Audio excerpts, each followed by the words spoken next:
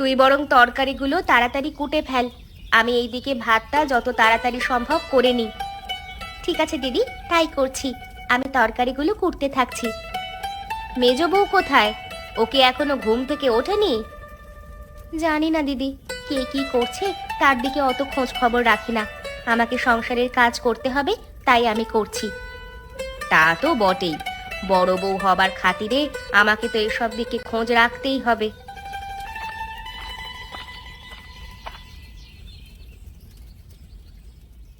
অত সব দিকে চোখ কান দেওয়ার কোনো প্রয়োজন নেই দিদি। কে কি করছে না করছে সেটা তো তার নিজস্ব ব্যাপার, তাতে তোমাদের অত মাথা ব্যথা কিসের? আমার তো কোনো মাথা ব্যথা নেই মেজো। আমি আবার কি করলাম? কেন? তুমি যে এইমাত্র জিজ্ঞেস করলে মেজো বউ উঠেছে নাকি ঘুমাচ্ছে, সেই কথা জিজ্ঞাসা করবার অধিকার তোমাকে কে দিল? তুই তার মানে বাইরে দাঁড়িয়ে আমাদের কথা শুনছিলিস, তবুও রান্নাঘরে আসিসনি? গরমের মধ্যে এখানে এসে কি করব? এই তিন পরিবারের একটাই তো চুলা, সেখানে দুজন মিলে রান্না করলেই অনেক। আমার আবার কিসের প্রয়োজন? তুই এ কি বলছিস মেজো? আমাদের আবার তিন পরিবার কোথায়? আমাদের তো একটাই পরিবার, আর তার একটাই চুলা। এই তো পরিবার, যত সব। এই পরিবার বেশি দিন আর এক পরিবার থাকবে না, এই আমি বলে দিলাম। যেই পরিবারে কোনো মানুষের সম্মান নেই, সেই পরিবারে না থাকাই ভালো। তোমাকে আবার কি সম্মান দেওয়া হয় না এখানে দিদি? তুমি তো ঘরের কোনো কাজটাই করো না, সব তো আমরা দুজন মিলে করি। কি এত বড় কথা? আমি ঘরের কোনো কাজ করি না? বেশ, তাহলে তো এক পরিবারে থাকবার কোনো মানেই হয় না। আমি আজই এই পরিবারকে আলাদা করবার ব্যবস্থা করব। শুধু শুধু ঝামেলা বাড়াচ্ছিস মেজো। তোর এখানে আসার তো কোনো দরকার ছিল না, শুধু শুধু এখানে এলি কেন? আগে তো কোনোদিন এই চুলায় ঢুকিসনি তুই। আসবার তো দরকার থাকবেই না। আমি না এলে কি সুন্দর আমাকে নিয়ে চর্চা হয়, আমি এলাম বলে সেই চর্চা বন্ধ হয়ে গেল তো, তাই জন্যই রাগ হবে তো। আজকে আসুকো, তারপর আমি দেখাবো মজা।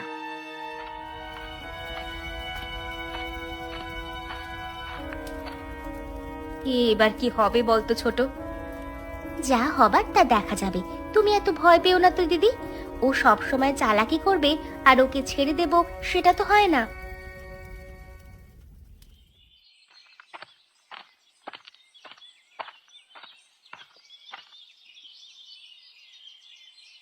কি খবর ছোট? কি ব্যাপার, দোকানপাট কেমন চলছে? ব্যবসা ঠিক এগোচ্ছে তো?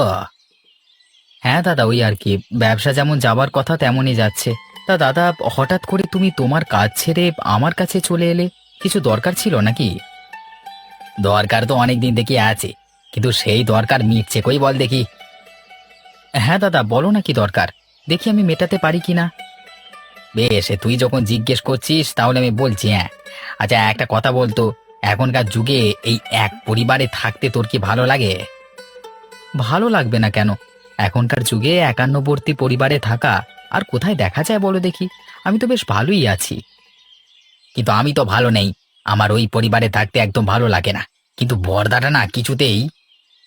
তোমার পছন্দ অপছন্দের কথা তুমি বর্দাকে বলো, বর্দা নিশ্চয়ই কোনো সমাধান বের করবে। তা বলে এক সংসারে থাকতে ভালো লাগছে না এ কথা বলো না। আরে বর্দাকে বলে লাভ নেই, ও কোনো সমাধানই করবে না। ও তো আমাদেরকে কষ্টে রাখতে ভালোবাসে। তুই এত বড় হয়ে গেলি এখনো পর্যন্ত সেটা বুঝতে পারলি না। তুমি এসব কি বলছো মেজদা? বর্দা ছোট থেকে আমাদেরকে মানুষ করেছে, আজকে এমন কথা বলছো কেন বর্দা সম্পর্কে? কেন বলছি তুই ভেবে দেখ, আমাদের পরিবারের সব থেকে বড় ব্যবসাটা কার অধীনে আছে বলতো? সেটা তো বর্দাই দেখাশোনা করে। বর্দা তো ব্যবসাটা সম্পর্কে ভালো বোঝে, তাহলে ও সেই ব্যবসাটা নিজের অধীনে নেবে না কেন বলো দেখি? আর ওখান থেকে তো আমাদের ক্ষতি কিছু হচ্ছে না।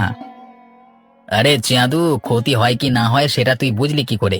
ওই সুদের কারবারি থেকে কত টাকা পরিবারে দেয় আর কত টাকা নিজের পকেটে ঢোকায়, সেই হিসেব কি তোর কাছে আছে? হ্যাঁ, হিসেব রেখে আমি করবোটা কি বলো দেখি? বর্দা তো এখনো পর্যন্ত সংসারের সবকিছুই নিজের হাতে টানে। একটা সবজির বাজার থেকে আরম্ভ করে সমস্ত কিছু বর্দাকে নিজেকেই করতে হয়। আমাদের তো আর সেখানে কোনো টাকা ঢালতে হয় না। ধ্যাৎ, তুই সারা জীবন একটা গাধাই রয়ে যাবি, তোকে বুঝিয়ে লাভ নেই। শুধু শুধু আমার সময় নষ্ট। যাই, আমি বরং এখান থেকে চলে যাই। ধ্যাৎ।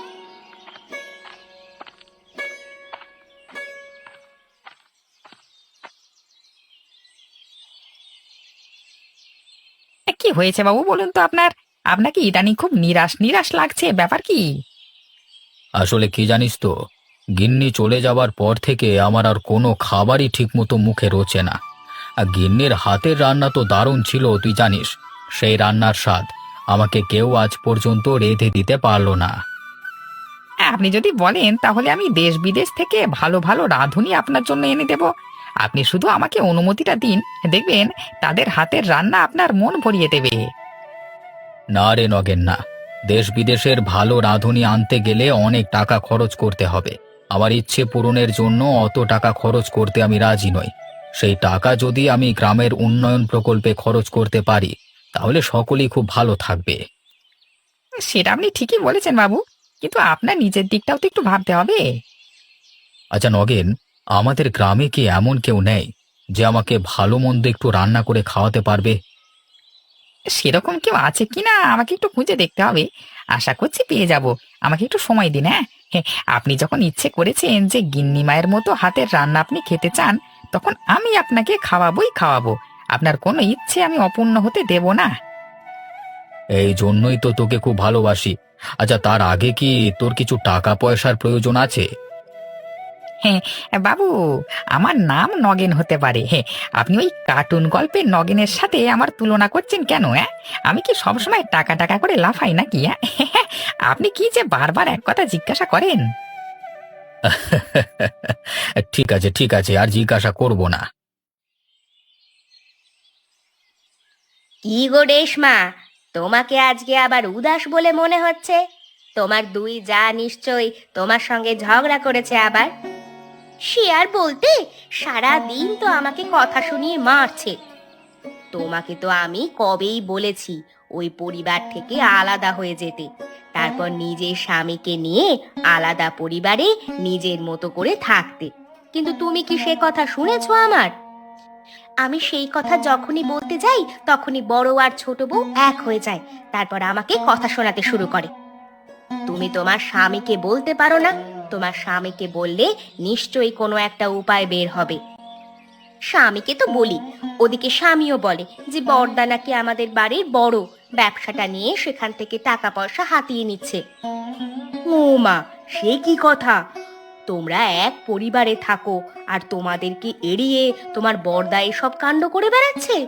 বাবা রে বাবা, আমি হলে তো ওই পরিবার থেকে এক্ষুনি বেরিয়ে চলে আসতাম।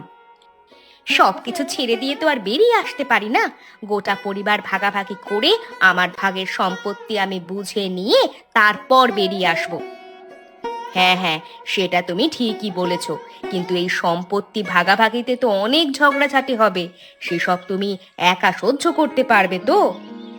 ঝগড়াঝাটি তো আর বারবার হবে না, হবে একবার। যা হবে আমি সহ্য করে নেব। হ্যাঁ, ঠিকই বলেছ। এই সব লোকের দিকে একবার কিছু না বললে হবে না, সব সময় পেয়ে বসবে। কিছু না বলে বলে তো পেয়ে বসেছে, এবার একবার মুখোমুখি না হলে হবে না। ওই দুই বউ পরিবারটাকে নিজের বাপের সম্পত্তি বলে মনে করেছে, সেই সব তো চলবে না। আজকে রাত্রেই একটা হেস্তনেস্ত করতে হবে।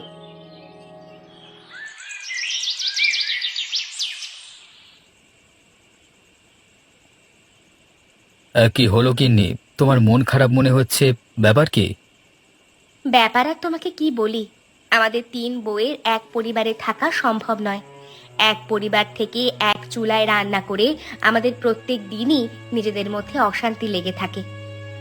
আরে কি হয়েছে আমাকে খুলে বলো, কি নিয়ে অশান্তি লেগে থাকে? এই ঘরের সমস্ত কাজ আমরা দুই বউ মিলেই করি, আমি আর ছোট বউ। মেজ বউ একটা কাজও করে না, উপরন্তু আমাদের কাজের খুঁত ধরে। এইভাবে কতদিন সহ্য করা যায় বলো তো? মানুষের তো সহ্যের একটা সীমা আছে। গিন্নি, তুমি এই বাড়ির বড় বউ, তোমাকে বাকিদের তুলনায় অনেক কিছু বেশি সহ্য করতে হবে। সহ্য তো করছি গো, কিন্তু কতদিন আর সহ্য করা যায় বলো তো? মেজ বউ যদি নিজেকে পরিবর্তন না করে এবং সারা জীবন যদি এভাবেই চলতে থাকে, তাহলে তো আর পরিবারে ভালোভাবে থাকা যায় না। আমরা যদি কিছু কথা শোনাতে যাই তাহলে হিতে বিপরীত হবে। আমাদের কথা শোনানো যাবে না, তাই চুপচাপ সহ্য করে যাওয়া আমাদের কাজ। সময় হতে দাও, ওরা নিশ্চয়ই নিজেদের ভুল বুঝতে পারবে। মেজ বৌদি সব সময় আমাদের দেখলেই ওরকম করে। তুমি তুমি এর একটা সমাধান করে দাও, এভাবে তো চলতে পারে না। কথাটা তুমি ভুল বলনি। আমি দেখি প্রায় আমার দোকানে মেজদা এসে বর্দার নামে কটু কথা বলে, কান ভাঙানোর চেষ্টা করে। তাই নাকি? কি বলে? বলে দাদা নাকি আমাদের বড় ব্যবসাটা থেকে অনেক টাকা চুরি করে নিয়ে নিজের পকেটে ঢোকাচ্ছে। কি মিথ্যে কথা বলে গো! বড়দা আমাদের পরিবারের জন্য কত কি করে, আর সেই বড়দার নামে এত বড় কথা! আমি তো মেজদার কোনো কথাই কানে নিই না। নিজের কোনো কাজ নেই, সারাদিন এসে শুধু আমার কানের কাছে এসব কথা বলে আমার মনটা বিষিয়ে দেওয়ার চেষ্টা করে। আমি অনেক কষ্ট করে নিজেদের সংযত রাখি। তুমি তোমার দোকানে ওকে বসতে দাও কেন? ওরা দুজনেই সমান। মুখের ওপর তো আর চলে যেতে বলতে পারি না। আমি অনেক চেষ্টা করছি ছোটকে নিজেদের দলে টানবার, কিন্তু কিছুতেই তাকে দলে টানতে পারছি না। কিন্তু আমার যে আর এখানে ভালো লাগছে না। তুমি যত তাড়াতাড়ি সম্ভব আমাদের পরিবারটাকে আলাদা করবার ব্যবস্থা করো। আজকে তুমি একটু বেশি রেগে আছো বলে মনে হচ্ছে গিন্নি। সারাদিন ধরে অন্য লোকের কথা শুনতে তো ভালো লাগে না। তিন পরিবারের এক চুলায় আমাকে তো ওরা ঢুকতেই দেয় না। ওরা নিজেরা নিজেদের ইচ্ছে মতো কাজ করে, আর আমি কিছু বলতে গেলেই যত দোষ। না গিন্নি না, এইভাবে আর এক পরিবারে থাকা যায় না। কালকেই আমি দাদার সাথে কথা বলবো। একবার মুখোমুখি কথা বলবার প্রয়োজন আছে। জিনিসটা বড্ড বাড়াবাড়ির পর্যায়ে চলে যাচ্ছে। তোমার পেছনে ওই দুটো বউ মিলে সারাক্ষণ পড়ে আছে, এটা তো হতে পারে না। হ্যাঁ গো, তুমি অন্তত কিছু করো, না হলে তোমার ওই দুই ভাই আমাদেরকে আর বাঁচতে দেবে না।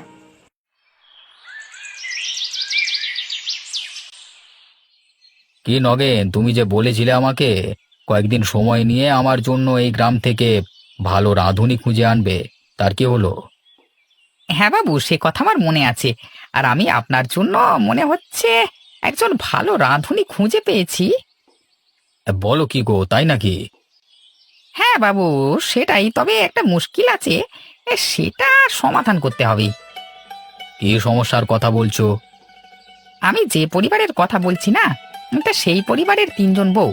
শুনেছি নাকি মেজ বউয়ের মন ভালো নয়, তা বড় বউয়ের হাতের রান্না ভালো, ছোট বউ জোগাড় দেয়, বুঝলে না? তাতে আমার কি, আমি ভালো রান্না খেতে পারলি হলো। আপনাকে ভালো রান্না খেতে হলে এদের মধ্যে প্রতিযোগিতা বাঁধাতে হবে। না ভাই নগেন, আমি তোমাকে আগেই বলেছি, আমার কোনো ইচ্ছে পূরণের জন্য আমি কাউকে কোনো দিন ব্যবহার করব না। আমি এখনো সেই সিদ্ধান্তে অটল আছি। ঠিক আছে বাবু, আপনাকে প্রতিযোগিতা করাতে হবে না, কিন্তু আপনাকে গিয়ে ওদেরকে আদেশ করতে হবে যে আপনি ওদের থেকে সেরা রান্নাটি খেতে চান, বুঝলেন না? সে ব্যবস্থা আমি করে নেব, তুমি ওসব নিয়ে চিন্তা করো না। আমাকে সেখানে নিয়ে চলো, বাকিটা আমি দেখে নেব। ঠিক আছে বাবু, চলুন। এখন তো সকাল, এই সকালবেলায় তাহলে যাওয়া যাক। হাঁটাও হবে আর আপনার ইচ্ছা পূরণ করাও যাবে। চলো তবে যাওয়া যাক।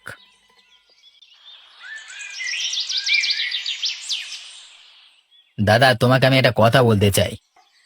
হ্যাঁ বল না, কি বলবি? আমার আর আমার স্ত্রীর এই সংসারে থাকতে ভালো লাগছে না, আমরা এখান থেকে চলে যেতে চাই। আচ্ছা, তোদের যখন এখানে থাকবার ইচ্ছে নেই, তখন আমি আর তোদেরকে আটকে কি করব বল? আমি সে কথা বলিনি।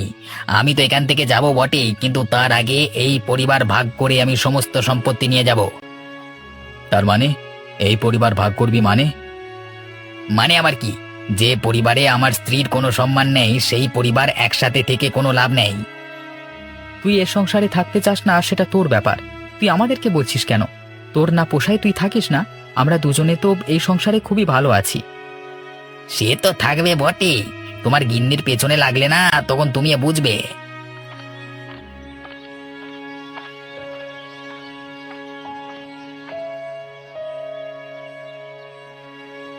কি কার পিছনে লাগে সেটা আপনি না জেনেই বলে দিচ্ছেন কেন দাদা? আপনার কি না জেনে কথা বলা উচিত হচ্ছে? ছোট বউ, তুমি আমাদের ভাইয়ের কথার মাঝখানে কথা বলতে আসবে না। কেন আসবে না? ও তো সারাদিন ঘরেই থাকে। অতএব ঘরে কে কি করে সেটা ওর থেকে ভালো কেউ জানবে না। তোরা দুটো মাথা এক হয়েছিস তাহলে? হ্যাঁ বেশ, আমিও দেখে নেব তোমাদের এই দলবাজি কতদিন থাকে। ভাই, সকালবেলায় মাথা গরম করিস না। কাজকর্মের অনেক অসুবিধে হবে। তোর যদি একান্তই এই পরিবারে থাকতে ইচ্ছে না করে, তাহলে তার ব্যবস্থা আমরা করে দেব। তোর ভাগের কোনো জিনিস আমরা নেব না। দাদা ঠিকই বলেছে, আমাদের কিছুই প্রয়োজন নেই তোমার জিনিস। আর তুমি সকালবেলায় এই কথাটা তুলে ঠিক করনি, বুঝলে? আমি কি ঠিক করেছি কি ভুল করেছি সেই জ্ঞান তোর কাছ থেকে শুনতে হবে? এই রমেশ, ঠিক করে কথা বল।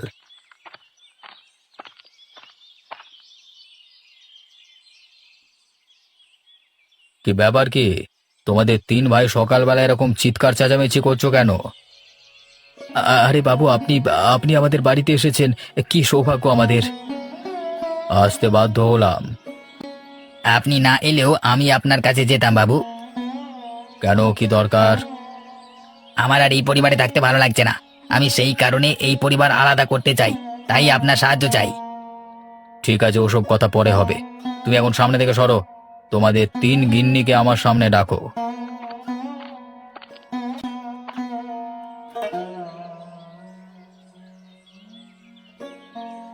শোনো তোমরা, আমার ইদানিং খুব ভালো রান্না খাওয়ার ইচ্ছে হচ্ছে। তা আমি গ্রামের সমস্ত লোকের কাছ থেকে শুনেছি যে তোমাদের ঘরে নাকি খুব সুন্দর সুন্দর রান্না হয়। তাহলে আমি তোমাদেরকে আজকে বলে যাচ্ছি, তোমরা তিনজনের মধ্যে যে আমাকে ভালো রান্না করে খাওয়াবে তাকে আমার তরফ থেকে নগদ ২,০০০ টাকা পুরস্কার দেব। কিন্তু বাবু, আমি তো তেমন রান্না বান্না পারি না, তাহলে রান্না করব কি করে? আমার বদলে বরং দিদি রান্নাটা করুক, আমি না হয় দিদিকে সাহায্য করব। বেশ, তুমি এই যে সত্যি কথা বললে যে তুমি রান্না পারো না, তাতে আমার খুব ভালো লাগলো। ঠং দেখলে বাঁচা যায় না। এতদিন ধরে তাহলে শিখলেটা কি, হ্যাঁ? এই কারণেই তুমি এই সংসারটা ভাঙতে চাও না, তাই না? নিজে করে খাবার তো মুরদ নেই। তুমি চুপ করো। আমার সামনে ঝগড়া ঝামেলা করবার চেষ্টা করবে না। তুমি কি রান্না করতে পারো? হ্যাঁ, পারবো না কেন? বেশ, তাহলে তোমার আর বড় বউয়ের মধ্যে আমাকে যে ভালো রান্না করে খাওয়াতে পারবে তাকে আমি পুরস্কৃত করব। আর রান্না আমার আজকে দুপুরের মধ্যেই চাই।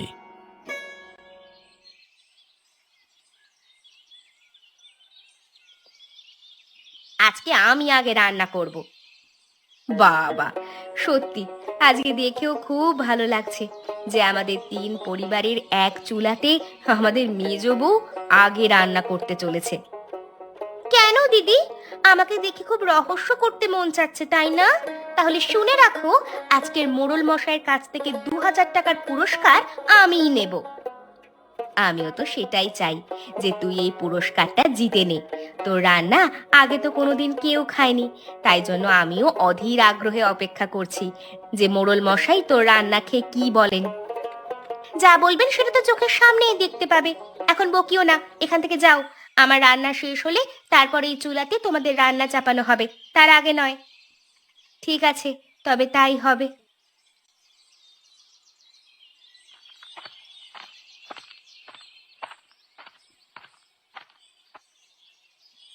আহা, তোমাদের তৈরি রান্না থেকে খুব সুন্দর ঘ্রাণ বের হচ্ছে।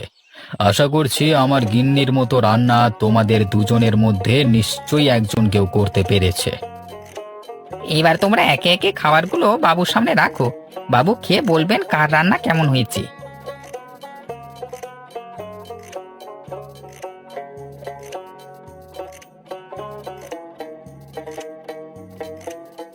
আমি দুজনের খাবার খেয়েই দেখলাম, মালতী, তোমার রান্নার মধ্যে আমার গিন্নির হাতের স্বাদ খুঁজে পেলাম। কিন্তু রেশমা, তুমিও যে খুব একটা খারাপ রান্না করেছো সেটা নয়। তাহলে কি মোড়ল মশাই, এই পুরস্কারটা আমি পাবো? তার কোনো সম্ভাবনা আমি দেখতে পাচ্ছি না। ২,০০০ টাকার পুরস্কার আমি মালতীকে দিচ্ছি। বাবু, আমার একটা কথা ছিল। হ্যাঁ, বলো কি কথা? আসলে বাবু, আমার রান্না করতে আমাদের ছোট বউ আমাকে অনেক সাহায্য করেছে, কিন্তু রেশমা একা হাতে সমস্ত কিছু ব্যবস্থা করেছে। তাই আমি চাইছিলাম এই পুরস্কারটা তাকেই দেওয়া হোক। বেশ, তুমি যখন চাইছো তাহলে তাই হোক। আমি ২,০০০ টাকার পুরস্কারটা ওর হাতেই তুলে দিচ্ছি। সত্যি দিদি, তুমি আমাকে পুরস্কারটা দিতে চাও? আমি জানতাম যে তোর মধ্যে অনেক গুণ আছে, কিন্তু তুই সেই গুণ ভালোভাবে ব্যবহার করিস না। আসলে আমাদের তিন পরিবারের এক চুলা হওয়ার কারণে তুই কোনোদিন রান্না করার সুযোগই পাস না। তিন পরিবার কেন বলছো দিদি? আমাদের তো একটাই পরিবার। তোরাই তো সকালবেলা আলাদা হতে চাইছিলিস। না দিদি, তোমাদেরকে ছেড়ে কোথাও গিয়ে আমরা ভালো থাকবো না। আমি এতদিনে বুঝতে পেরেছি তোমরা আমাকে কতটা ভালোবাসো। আমি তোমাদের সঙ্গে এতদিন যা খারাপ ব্যবহার করেছি তার জন্য আমি ক্ষমা চাইছি। ক্ষমা চাইতে হবে না রে বোন, তুই যে নিজের ভুলটা বুঝতে পেরেছিস এটাই অনেক। বাহ, তাহলে তো খুব ভালোই হলো। তোমাদের পরিবারের মধ্যে সমস্ত অশান্তি মিটে গেল। হ্যাঁ বাবু, আর এই সব কিছু হয়েছে আপনার জন্য। আপনি না থাকলে এই সুযোগ কোনোদিন আসতো না। আমি আর কি করলাম?